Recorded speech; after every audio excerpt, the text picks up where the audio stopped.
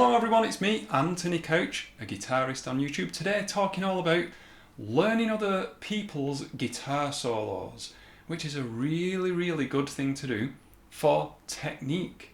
It puts you in the shoes of other players, it forces you out of your comfort zone, but more importantly gets you out of the rut of playing the same stuff over and over through muscle memory. How many of you pick up your guitar and just instinctively play that same stuff that you're really familiar with?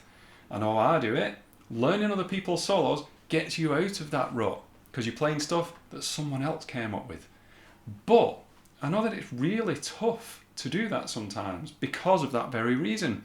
You might learn a solo and reach a point in it and think, this is too tough, I can't do this, I'll never do it. And then you stop, quit, and move on to learning something else. Well, this is a video where I offer 3 tips for stopping doing that. You know, pushing through that barrier. Some people call that plateaus, but that's far too a fancy word for me. So I'm going to stick with barrier. It helps you to push through that barrier and learn those solos in full. But before I get onto it, I want to know down in them comments, what do you think is the toughest guitar solo out there to learn? I think I know what might pop up. But let me know what you think down there. Toughest guitar solo ever written.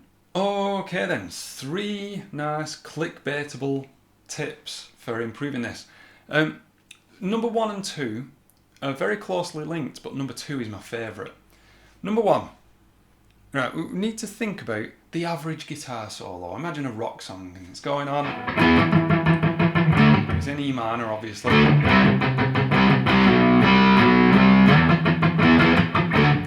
And then the soloist comes in.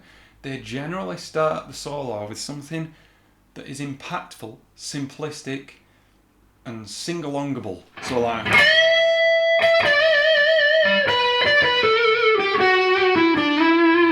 something like that, which, yeah, it's got a bit of technique in there, but in terms of memorising that and learning it, it's on the simpler side of things. It tends to be from the latter half of the solo to the end where things go really crazy and the difficulty ramps up and they put in some sweep or tapping or sweep tapping or any other crazy technique in there that just, you know, it's like hitting a brick wall.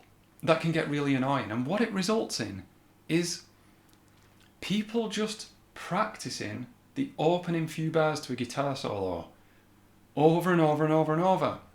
I've been teaching guitar a long time, and do you know how many times I've heard this?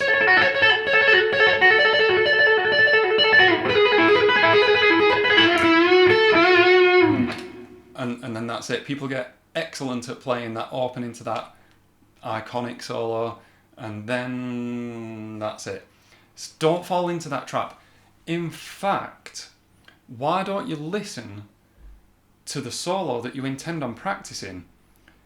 Listen to its toughest bit, hear a bit and go, okay, that's going to be the bit that's going to really push my technique. And learn that first. Don't even learn the beginning bit. Just do the tough bit. For one thing, it's going to make you practice that more. Yeah, you get a good head start on it. But then for another, it might be a little bit beyond your ability.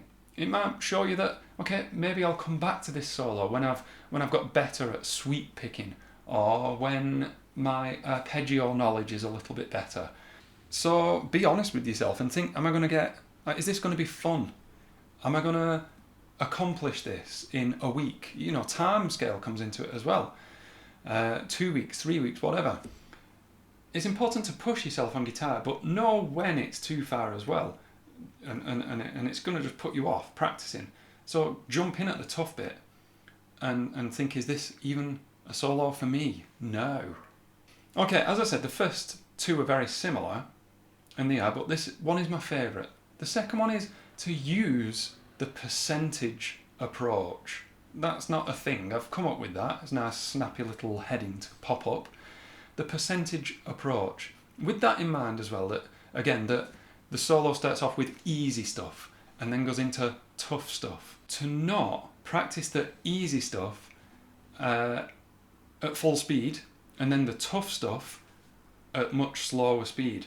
this is a horrible one, you've got to have the discipline for this, but you've got to practice all of it only as fast as you can play the toughest bit.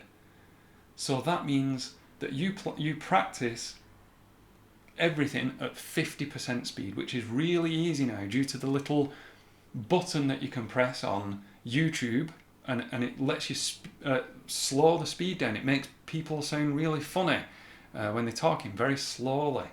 Very slow talking, and you can laugh at them, and it's really funny. But beyond that, for musicians, it retains the pitch. So it doesn't do what old tape cassettes used to do. It keeps the same pitch, which is just incredible for musicians. It means we can slow stuff down and play along with it. You build up a much stronger sense of rhythm doing that, which is excellent in its own right, but you're practicing the tough bit along with the easy bit as well, building up that muscle memory of transitioning between the two as well. If you don't do this, if you don't take that percentage approach, it all gets a little bit like you're compartmentalising, and you've got the easy bit. That's its own little compartment of stuff that you practice, and then there's the whatever the... But then they have to seamlessly link in together depending on what solo it is you're learning. And to get that seamless jump, or even position leaps, the solo might go from here to there. Don't practice them as two separate things. Once you've got the notes under your fingers, take the percentage approach. If I could just choose one of these 3 tips, this one, number 2, would be the main one to take away. But there is a third which I think is really underrated. It can be tough, especially for beginners who are just picking a solo. But the third one is to contextualize everything that you're learning. One of the biggest things when you're learning a solo is to memorize it first. And memorizing stuff is so much easier when you understand where the player was coming from when they wrote it. Now, chances are you're learning a guitar solo that might be by a player who is, a professional musician who's thinking on really crazy high levels. Just put it to where you understand it. If when I'm doing all this, is them quick little... Let's say that that's your solo and that's the opening line, that melody, whatever it was. I've practiced a minor scale thousands and thousands of times, so I could remember that. If a guitarist had written that, I would remember that much easier. Aside from that, imagine if I didn't know the minor scale, I might know the minor pentatonic and think, oh right, it's E minor pentatonic with a few notes added. That stuff really does help. Same with shapes of sweep patterns and tapping patterns. If you know the tiniest bit of foundational music theory, things like a major arpeggio, a minor arpeggio, a major scale and a minor scale, you can then take what you're learning from these solos and don't just learn them as numbers on a fretboard. That is just like memorizing the answers to a maths quiz. It doesn't mean you're getting better at maths. You need, even if you could just understand it on a fundamental level, even if it's wrong as well, even if you go, okay, yeah, that's using the E minor pentatonic scale, and it's not, it's still a nice strategy to memorize a scale, and memorizing it is key. It helps a lot with step number 2. Did I miss any? They're my 3 that I've thought of off the top of my head, knowing that I need content. They're the 3 that I've come up with. I'm joking. I stand by those. I think they work. They're tried and tested for me and many students that I have and that I have had. But did I miss any? Let me know in the comments. I want to thank you all very much for watching today. I always feel a little bit dubious when it's just me talking. I knew that when I was setting out for this video today, that there wasn't a lot of demonstration or talking about famous players. That tends to get people interested. This is just me talking about my thoughts. So, thank you very much for watching to the end. It does mean a lot. let me know if you did.